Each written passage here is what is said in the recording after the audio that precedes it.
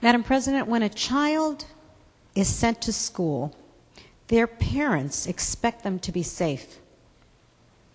The Sandy Hook Elementary School shooting rampage was a parent's, school system, and community, and the nation's worst nightmare. Newtown teachers, first responders, town leaders, first select women, and the community response was heroic. And we couldn't be more prouder of them. I also would like to take this opportunity to thank my co-chair from the House, Representative Fleischman, and the wonderful members of the committee, who many were chairs of various relevant committees of the legislature in their own right and added valuable expertise and consensus recommendations to the task force. On behalf of the very conscientious and hardworking bipartisan school security and safety subcommittee members, we thank the staff and the over 200 individuals that supplied written testimony and over the 100 individuals who testified in person on this very critical issue. To guide our consensus recommendations, the School Security Working Group held 2 informational forums.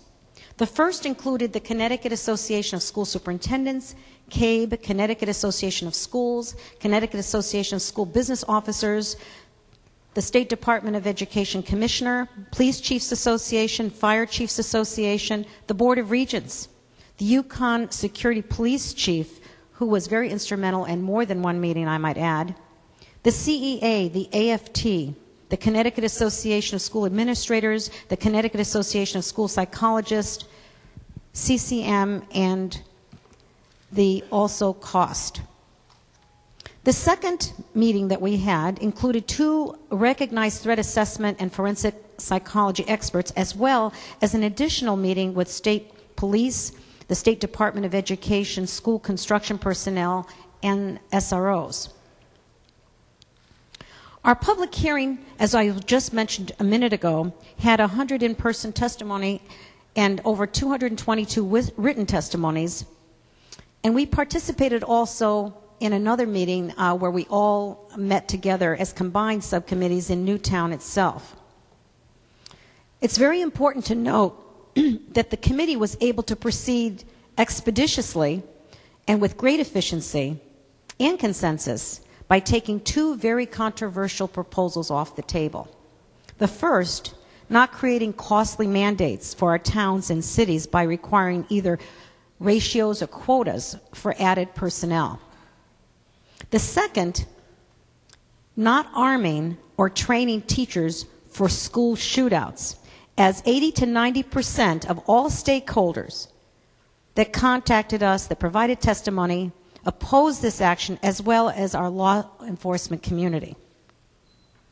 It was believed that the potential for collateral damage is too risky when the safety of children and staff is at stake. In fact, there was general consensus even that school security guards or armed SROs should also be post-certified, and I think that came across in some of the material we provided.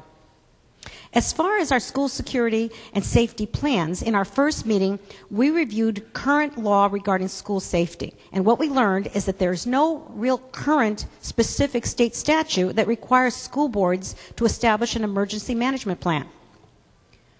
While we do not think that yet we have the final police report on this particular tragedy, it is pretty safe to assume that the emergency policies and procedures that were employed by the brave staff and students at Sandy Hook saved lives. We wanted to ensure that not only do we require that every school have a school safety and security plan, but that we should give municipalities the guidance and tools necessary to develop and implement these plans.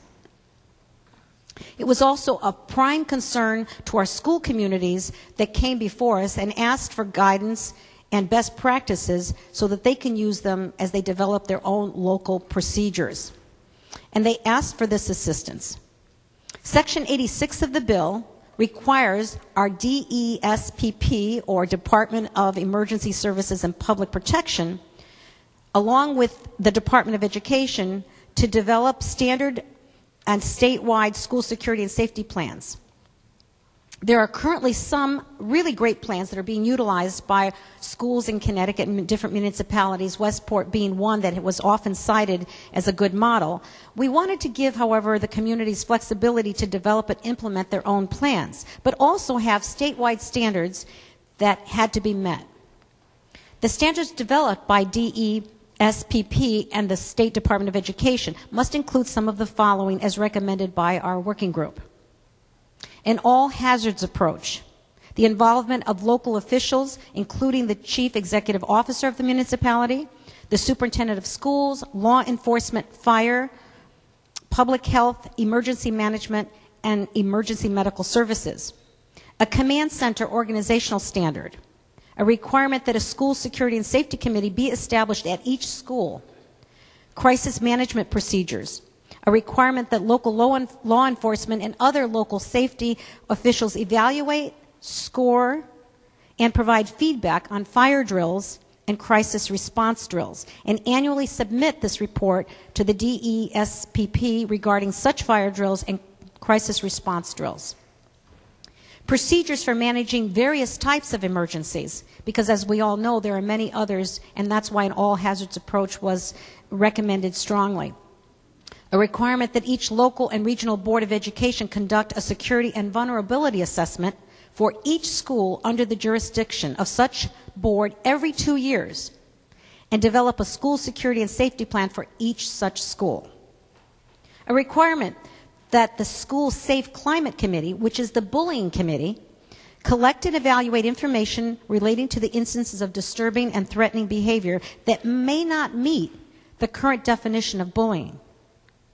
A requirement that the school security and safety plan for each school provide an orientation on such school security and safety plan to each school employee at such school, and provide violence prevention training in a manner prescribed in such school security and safety plan.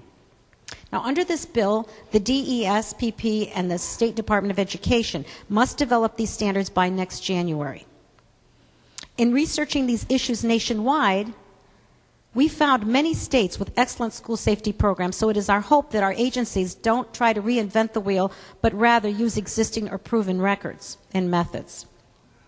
Section 87 of the bill requires local and regional boards of education to develop and implement a school security and safety plan based on the new standards being provided by July 2014.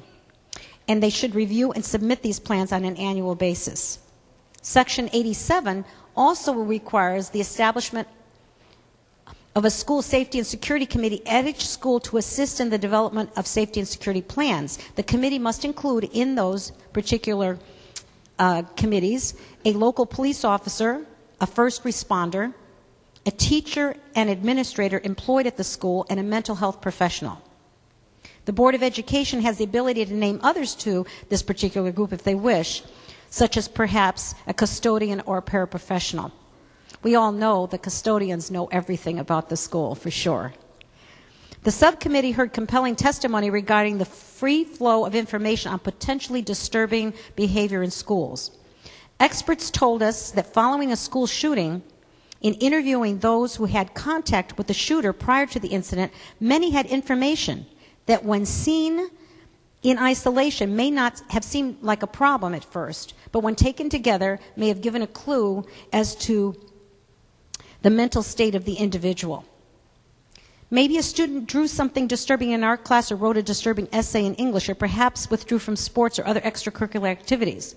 We need a mechanism for someone to connect all the dots and evaluate and report this information. The bill utilizes an already existing model, as was mentioned, to accomplish this goal as the School Safe Climate Committee, which is Connecticut's bullying statutes. Under this bill, this committee would be the repository of disturbing and threatening behavior that do not meet the already established definition of bullying. The idea is not to investigate every instance of disturbing and threatening behavior, rather to look at the information in total and report as necessary to the district school Safe School Climate Coordinator and the School Security and Safety Committee. In Section 90, we require mental health and addiction services with the State Department of Education to administer a mental health first aid training program and require the district a district-wide safe school climate coordinator to participate in this particular program. Of course, on everybody's mind, right at first, is infrastructure, the infrastructure of a school.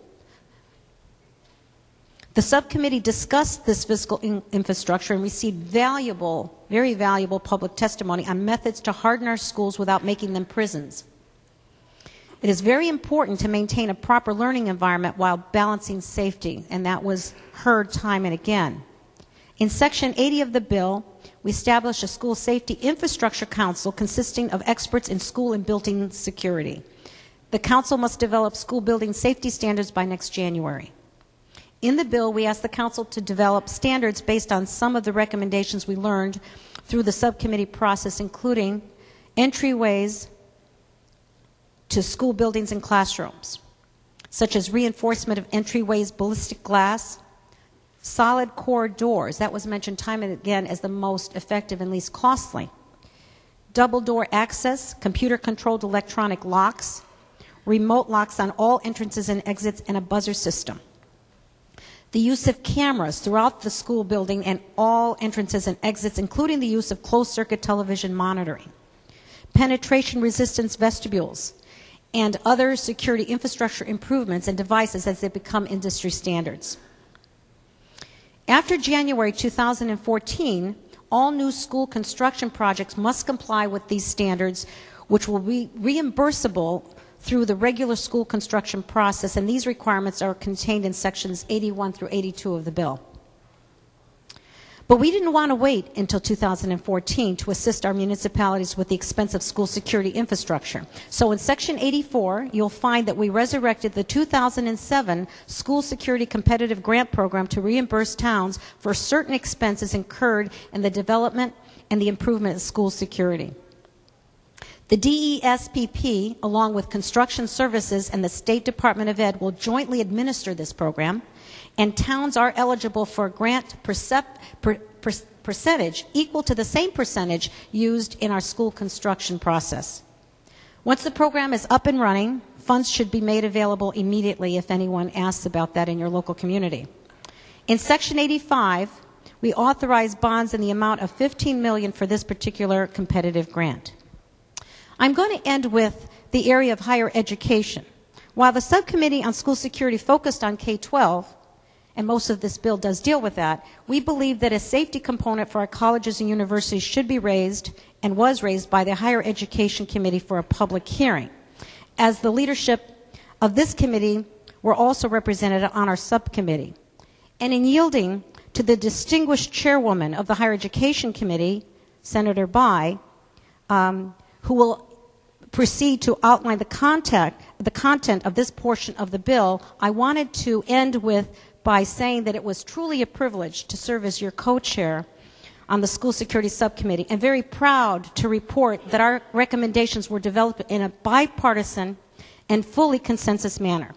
The members of this committee were grateful to see that the school security language contained in this bill substantially matches the spirit of the subcommittee recommendations. And I would also like to thank very much the President of our Senate, Senator Williams, Majority Leader Senator Looney, Minority Leader John McKinney, who is a great mentor and a wonderful friend to all of us on our side of the aisle, and also to Speaker Sharkey for their guidance and leadership throughout this very difficult but very vital process.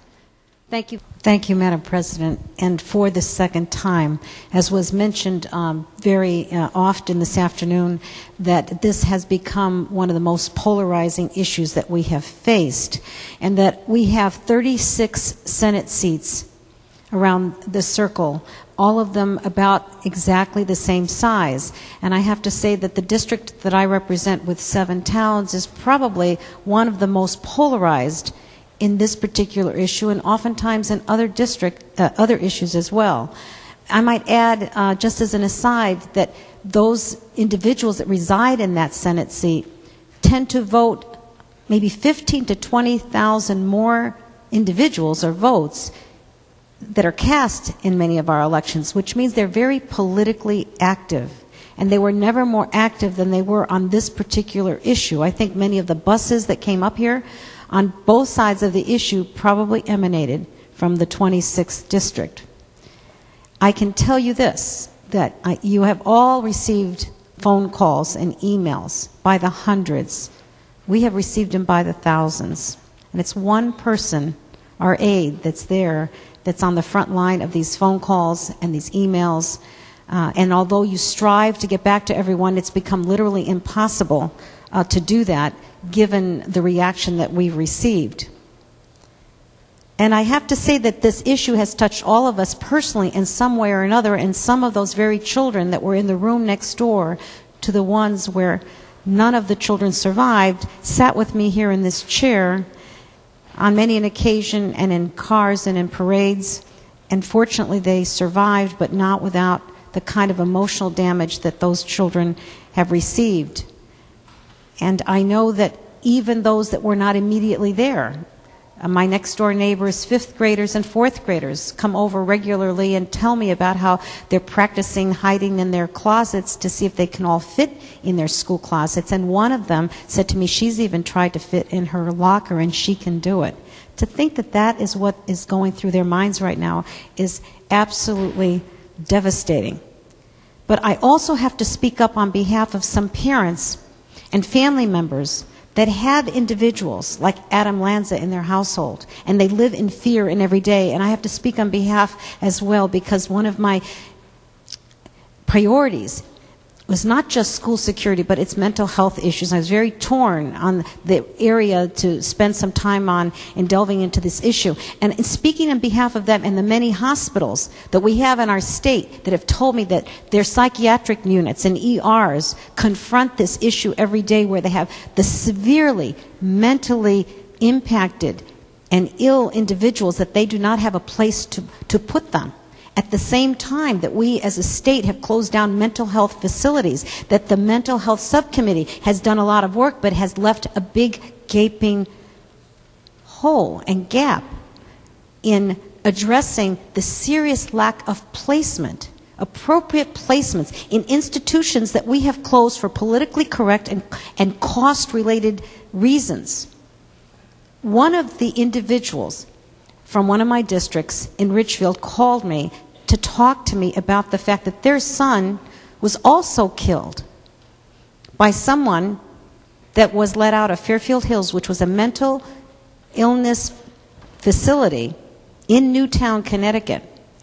That patient was mainstreamed and put in a community in Stanford. They ended up burning the apartment where their son resided and was killed. This individual should have had oversight. Someone should have been watching to see that they received their medication.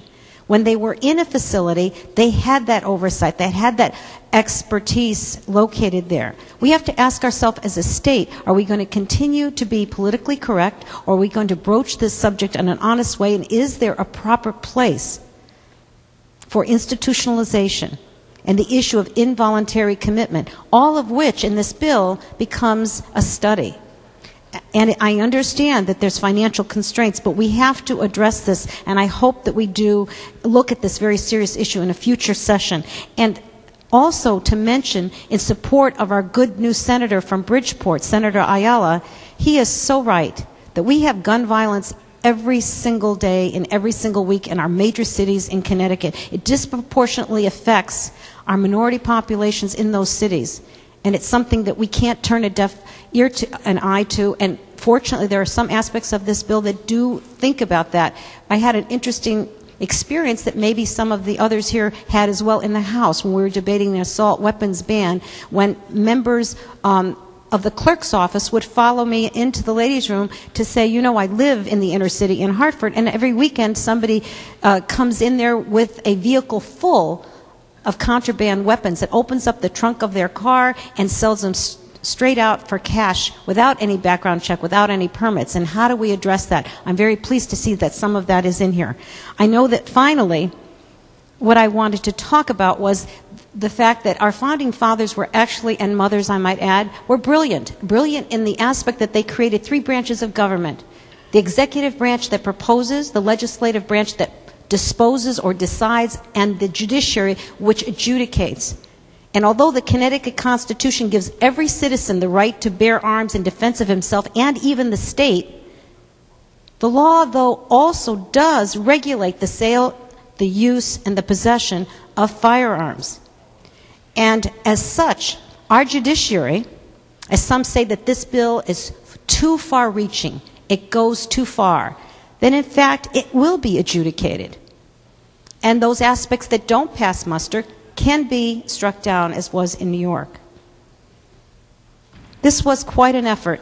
And for those that say it was a closed effort, I don't believe it was. I think it was one of the more open that we've had in a long time, just judging by the individuals that have come forward, provided testimony, that provided emails, calls, all of which we have read, and all of which were considered with regards to the final product. Thank you, Madam President. Appreciate the opportunity to just say a few closing remarks. Thank you. Senator McLaughlin.